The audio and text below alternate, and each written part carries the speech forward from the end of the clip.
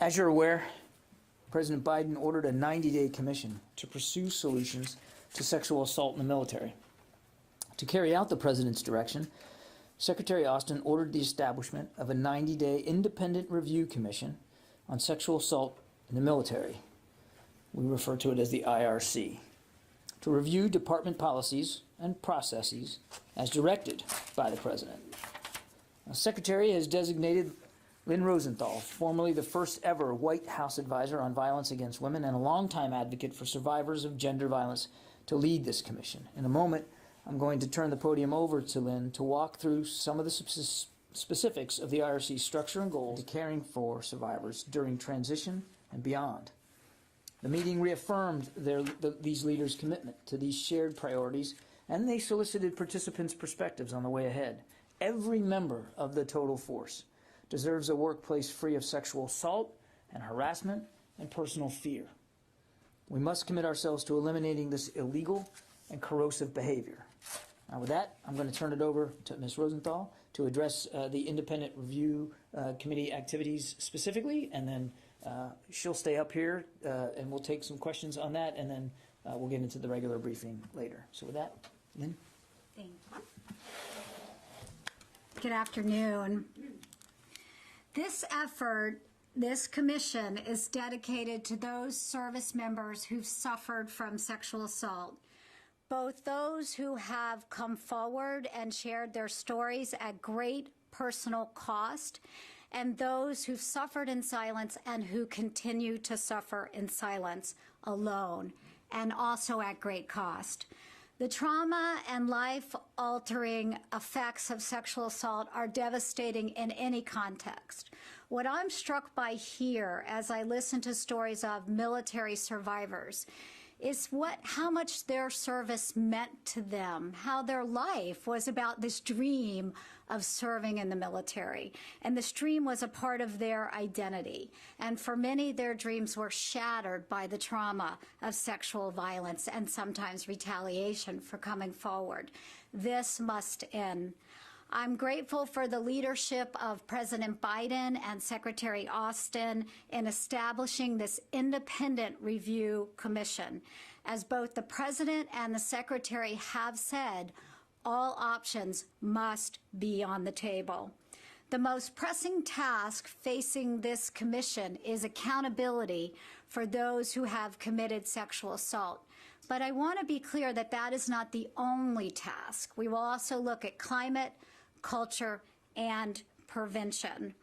One of the hardest things to hear when you listen to survivors talk is how hostility was conveyed by their attackers, this hostile approach to them as a part of the sexual assault. And that approach was to the victim: you don't belong here. You don't belong in this military. No one will believe you if you talk about what happened, and you will be blamed. This commission says to that service member, you do belong in this military. You belong. And it's our job to make this climate safe for you to be here. I know firsthand from my work that there is tremendous capacity in this building and in the forces, that there's capacity, that there are best practices that are in place. And this commission will build on that knowledge, but we will also consult outside experts and stakeholders. We want to hear a diversity of views from every level of the services and in civilian society. And we will take all of those views into account in our deliberations and our recommendations. So more to come on our process and our membership, but that's where we're starting today. So thank you so much. Thank you, Lynn. We're going to go to normal policy practice here. We'll go to the phones first and then into the room, and we'll go one for one. So I would ask you to limit your questions for this part of the briefing to Ms. Rosenthal and the work of the Independent Review Commission. And with that, Lita, did you have a question? I'll pass. Thanks. Okay. In the room? Tara. Hi, thanks for doing this. Tara Cobb with McClatchy.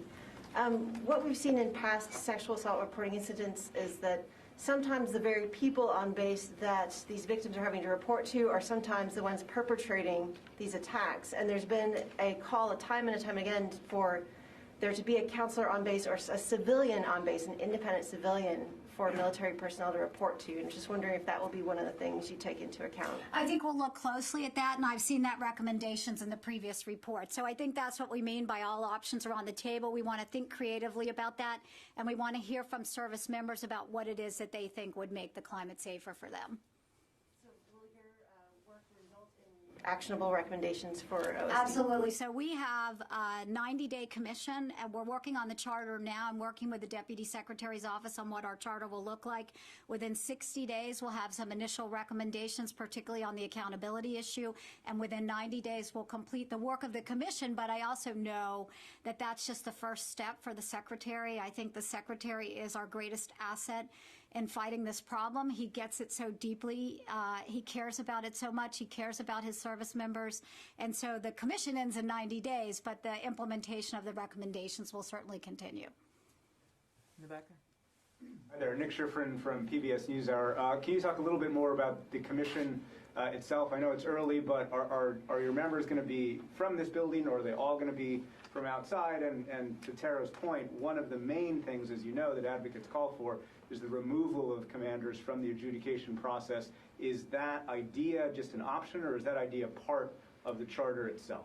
Well, the President and the Secretary have said that all options should be on the table. I don't think we have a predetermined outcome of this question, which we must very carefully examine. And the membership of the commission will be made up of military leaders, former leaders, sexual assault advocates, and sexual assault experts. So it'll be both internal and external, and we hope to have a very dynamic process. And I don't think we need to be afraid of a diversity of views. That is part of this conversation, and we need not fear it, and especially because the Secretary has invited that kind of inquiry. On the phones, Aaron Maida, Defense News. I got nothing for this one, but one for later. Thanks. Okay. In the room? Yes, ma'am. Hi, Caitlin Kenny with Stars and Stripes. I know this is very early, but I have a question to follow up. For the Secretary, do you believe that he may be taking some of the recommendations that you may have along the way, like immediately, or do you think he's going to be waiting until the recommendations are all out there? Or do you think that he'll actually take what you guys come up with and immediately act on it? Well, he's already taking immediate action, so I know that's the case. And I think if we identify something that needs to be fixed right away, and those may be out there where we feel that service members are in jeopardy, I think he would take immediate action. I mean, I can't speak for him at this point, but I think that he's so devoted to making sure that we're protecting service members that if something needed to be done right away, he would make sure that it happened. Okay, and I guess after this commission, I know you talked about this is the first step. How do you make some of these recommendations part of the military culture, a movement for everyone from, the basic trainee all the way up to the Secretary, I guess? That's the core question. That's what the commission will be charged with. That's a great way to put it. Thank you. Laura Seligman, Politico. Hey, John, no questions on this, but I'll have a question later. Thanks. Yeah, Megan, in the back. So, as part of the commission, are there going to be teams traveling around and doing sensing sessions or doing interviews with service members where there'll be a place online where someone can put in their suggestions or share their stories? How can service members get to you guys and tell you what they want? That's absolutely what we want to do. So we're working on what that process would be now. So I envision that part of it will be online. We want to hear from as many people as we can about their experiences. So we're working on that process now. And I'm not sure. I think that there will be some travel because there are places we're going to want to go and visit and see, particularly if we identify something that's really working where the metrics show that they're moving the needle. I think we're going to want to go see that. So I think we'll do all of what you just described. Okay, any other? Yeah, Colleen. Are you going to be talking to Senator Kirsten Gillibrand's office? As you know, she's pushed very hard to have this taken out of the military chain of command, and the Pentagon has pushed in the other direction, but there are a lot of critics who think you can't really do anything about this until you at least do that. Where do you, are you going to be talking to her, including her office, in this commission? And B, where do you stand on that? Well, we're absolutely engaged in outreach to members of Congress, and particularly Senator Gillibrand, who has so much capacity in thinking about this, and I've spoken with her about it over the years, so I'm very familiar. And as I described, we don't have a predetermined outcome. I think that accountability is critical. I absolutely believe that. I also believe that these pillars intersect with each other, so without a clear pathway for accountability, the work we want to do on prevention will be completely undermined. And by the same token, we could address that one issue of the chain of command, and if we don't do all of the other things, that's not going to work either. So I believe this, and I've expressed this view before, that all of this travels together. So I think we're going to look with an open mind and diverse views on this question of the chain of command, without a doubt. And the Secretary has said that himself. Okay, any other questions in the room? Okay, ma'am?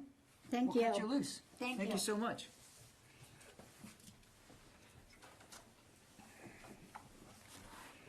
Thanks.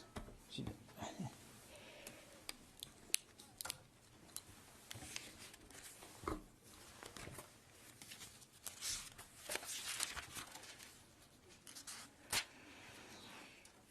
Okay. As we announced yesterday evening, military forces conducted an airstrike against infrastructure utilized by Iranian-backed militant groups in eastern Syria.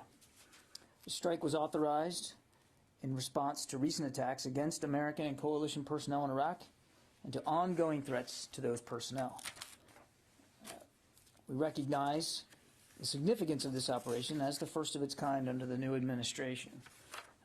And so while I typically am loath to get into operational details, given that this has the interest that it does, and it is the first one that President Biden has authorized, I can offer a little bit more detail than I would typically be comfortable sharing at the podium. 2 F-15E Strike Eagles dropped 7 precision-guided munitions, totally destroying 9 facilities and partially destroying 2 facilities, making them functionally destroyed. The structures were located at the Abu Kamal terrorist entry control point, located near the Syria-Iraq border on the Syrian side. This location is known to facilitate Iranian-aligned militia group activity. We have preliminary details about casualties on site, but I won't be able to discuss additional details at this time because our battle damage assessment is ongoing. This response was conducted together with diplomatic measures, including consultation with coalition partners. The department notified congressional leadership before the strikes. Administration officials have been briefing at the member and staff level today, and there will be a full classified briefing early next week. As we made clear last night, and I think through President Biden's order, he made clear that the United States will act to protect American and coalition personnel and our security interests in the region. Moving on. Today, Secretary Austin spoke with Kuwaiti Deputy Prime Minister and Minister of Defense H.E. Sheikh Hamad Jaber al-Sabah to commemorate the 30th anniversary of the liberation of Kuwait. The Secretary acknowledged the Kuwaitis and Americans who have bravely fought side by side to restore Kuwait's territorial integrity and respect for its sovereignty alongside the largest coalition the world had seen since World War II. He also underscored that 30 years later now, the United States and Kuwait maintain a strong bilateral partnership. The United States and Kuwait remain committed to a close defense partnership that brings peace and prosperity to the Gulf region. On other news, we're excited to announce the 2021 Department of Defense Warrior Games will be held at the ESPN Wide World of Sports complex at Walt Disney World in Orlando from September 12th to the 22nd. This annual event brings together hundreds of wounded, ill, and injured service members from the U.S. military and our ally nations as a way to enhance the recovery and rehabilitation of wounded warriors by providing them exposure to adaptive sports. This is the first time the Warrior Games have been held at this location and in coordination with Disney, and we're grateful for that coordination and opportunity. As we prepare for this event, we will work closely to obviously ensure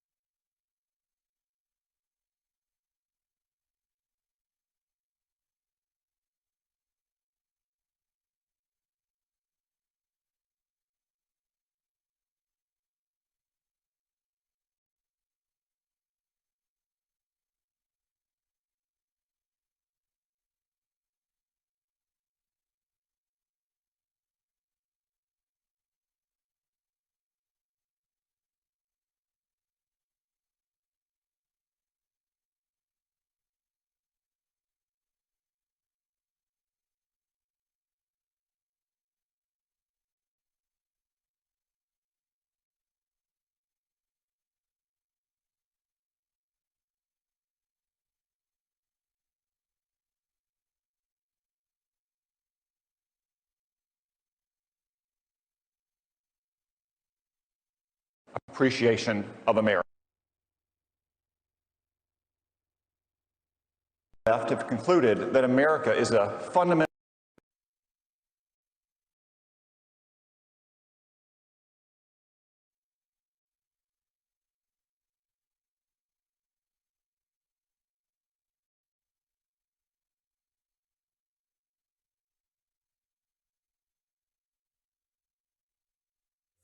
the NASA headquarters where American brilliance and ingenuity thrive.